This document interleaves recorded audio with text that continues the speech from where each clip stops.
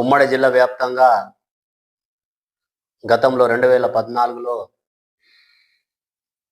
9 తెగల నాయకత్వంలో ఆదివాసులకు లంబాడీల వర్సెస్ కొన్ని సంఘాల ద్వారా ఉద్యమాలు జరిగినాయి.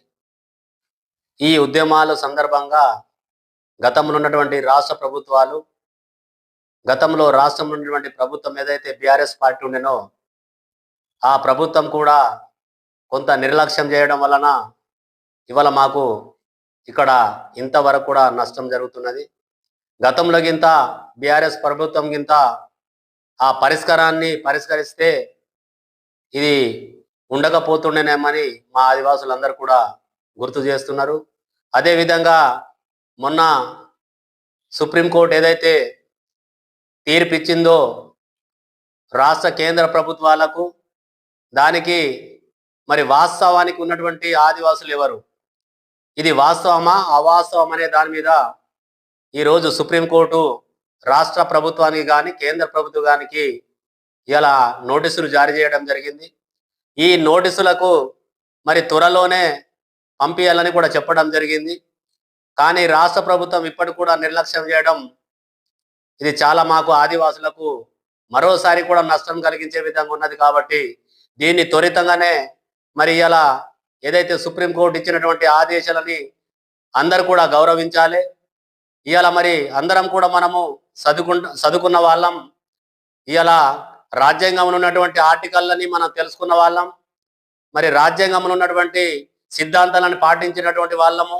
మరి ఈరోజు మరి ఏదైతే మా ఆదివాసి ముద్దు బిడ్డ అయినటువంటి సోయం బాపురావు గారికి సోయి లేదనడం, తెల్లం వెంకట్రావు గారిని తెలివి లేదనడం, ఇలా మా యొక్క నాయకులకు, ఇలా మా యొక్క స్థానిక ఉన్నటువంటి ఎమ్మెల్యేలకు అవమానపరిచినట్టు విధంగా చేస్తున్నారు. కాబట్టి దీన్ని తీవ్రంగా 9 తెగల ఆదివాసులను ఖండిస్తున్నాం.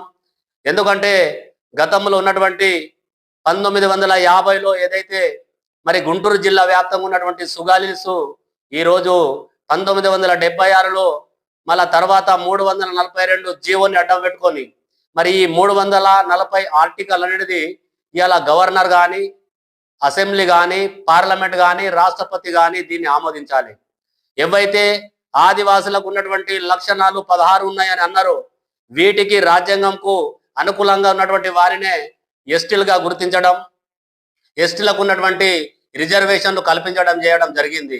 కానీ 1983-84 మధ్యలో ఏదైతే మరి స్వర్గస్థులైనటువంటి ఎన్టీ రామారావు ముఖ్యమంత్రి అయిన తర్వాత వీళ్ళు స్కూళ్ళలో వచ్చేసి, ఇలా బడిలలో వచ్చేసి, మరి వలసలుగా వచ్చేసి ఉపాధిలో నేర్చుకొని ఇలా మాకు విద్య నేర్పకుండా విద్యలో నిర్లక్ష్యం చేస్తూ వాళ్ళ సమాజానికి విద్యను అందించడం, ఇలా మాకు ఆర్థికంగా దెబ్బతీయడం ఇవన్నీ జరిగినాయి. కాబట్టి మరి ఇక్కడ అన్యాయం అవుతున్నదని గతంలో ఉన్నటువంటి పెద్దలు మరి మా యొక్క సోయం బాపురావు గారు, మరి తర్వాత తెల్లం వెంకట్రావు గారు కోర్టులో పిటిషన్ దాఖలు చేయడం జరిగింది. వాస్తవాలకి ఇంత ఒకవేళ ఉంటే ఏదైతే వాస్తవములు 342 ఆర్టికల్ ప్రకారం అందరినీ ఏదైతే 9 తెగలను చేర్చుకున్నారో మీది కూడా ఉంటే వాస్తవాలు తీసుకురమ్మని కోర్టుకు ప్రూవ్ చేసిండ్రు. మీరు వీళ్ళని తిట్టడం, వాళ్ళని అనడం, వాళ్ళని వేధించడం, మానసికానికి గురి చేయడం ఇది కరెక్ట్ కానే కాదు. ఇది వాస్తవంగా మీరు చదువుకున్న వాళ్ళు కదా, ముందు ఏవైతే బర్రెలు మేపినోడు, గోదెలు మేపినోడు, పశువులు కాపినోడు కానా అన్యాయం అయితే మనం లేము కదా. మనం చదువుకున్నాము, రాజకీయం చేసినాము, ఆర్థికంగా ఎదిగినాం, పైసలు ఎదిగినాం, ఇవాళ ఉద్యోగాలు చేసినాము, ఇవాళ మంత్రులు చేసినాము. ఇలా మంత్రులే మీరు ఇట్లా మాట్లాడితే ఇలా మా వాళ్ళు ఏమంటున్నారు, మా నాయకులు ఏమంటున్నారు అంటే 342 ఆర్టికల్ని ఏదైతే చెప్తున్నదో దాని మీద మీరు ఫోకస్ పెట్టండి అంటున్నారు మా వాళ్ళు. మీరు చదువుకున్న వాళ్ళు అయితే 342 ఆర్టికల్ కానీ, ఇవాళ 1950లో వచ్చినటువంటి చట్టాలు కానీ, ఇవాళ 5th షెడ్యూల్ కానీ, 6th షెడ్యూల్ కానీ ఏదైతే ట్రైబ్ గురించి చెప్తున్నదో దాన్ని మీరు ఒకసారి వెనకకు పోయి స్టడీ చేయండి. స్టడీ చేసి మాట్లాడండి. కానీ ఇష్టం వచ్చినట్టు మాట్లాడితే మాత్రం ఇక్కడ ఎవరు కూడా చేతులు ముడుచుకొని కూర్చోడానికి ఆదివాసులు ఎవరు కూడా లేరు. ఇవాళ కోర్టు ఏదైతే మన గైడ్లైన్స్ ఇచ్చిందో దానికి ఎవరు కూడా ధిక్కరించడానికి కూడా ఆస్కారం లేదు. కాబట్టి మేము ఒకటే 9 తెగల నాయకత్వంలో చెప్పేది, ఇవాళ మా వాళ్లకు మా నాయకుల ద్వారా ఏదైతే పిటిషన్ దాఖలు కోర్టుకు చేసినారో దాన్ని మీరు ఫాలో కావాలని మా వాళ్ళందరం కూడా మేము సంఘాల పరంగా కానీ 9 తెగల ఏదైతే కమిటీ ఉన్నదో ఆ కమిటీల నాయకులు కానీ అందరు కూడా ఇదే చెప్పడం జరుగుతుంది. ఒకవేళ దీనికి మా దగ్గర తప్పుంటే గింత, మా సమాజానికి మా ఎస్టీ తెగలలో తప్పుంటే దాన్ని మీరు కోర్టులో ప్రూవ్ చేయండి. ఒకవేళ మీది తప్పు ఉన్నదని మేము ప్రూవ్ చేసినాం కదా, దానికి మీరు ఇప్పుడు ఏదైతే ఉన్నదో మీరు ప్రూవ్ చేయండి కదా. ఇప్పుడు మేము కూడా వాస్తవంగా మేము సుగలలం కాదు, లంబడిలం కాదు, మేము కూడా ఎస్టీలమే అని అంటే, దాన్ని కూడా మా వాళ్ళు ఎందుకు మీరు ఎస్టీలు గారు అని అంటున్నారో దానికి మీరు పేపర్ వర్క్ గా మీరు ప్రూవ్ చేయండి అంటున్నారు మా వాళ్ళు. దాన్ని చేయలేకపోయి ఎటో మీరు ఎడపెడ మాటలు మాట్లాడితే ఇది సరైనది కాదు. ఇది త్వరలోనే ఇప్పుడు ఎందుకంటే మత్తడి ఏదైతే ఉట్నూరు మండలంలోని మత్తడి కూడా గ్రామంలో 9 తెగల ఆధ్వర్యంలో కూడా ఈ కార్యక్రమాన్ని ఏర్పాటు చేసిండ్రు. అక్కడ కూడా మేము వెళ్తాము.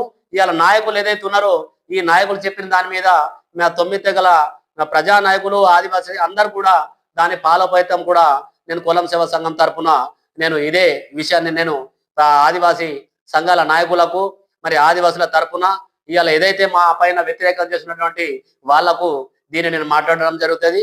ఇలాగే కొనసాగిస్తే మాత్రము ఇవాళ మా ఏదైతే మా మేధావులు ఉన్నారో మా నాయకులు ఉన్నారో తెల్లం వెంకటరావు గారు కానీ ఎమ్మెల్యే, తర్వాత మా సోయం బాపురావు కానీ ఏదైతే చెప్తారో దాని మీద మేము అన్ని కూడా 9 తెగల నుంచి మేము ముందుకెళ్లేందుకు కూడా మేము ప్రయత్నం చేస్తామని నేను కులం సేవా సంఘం తరపున నేను తెలియజేస్తాను.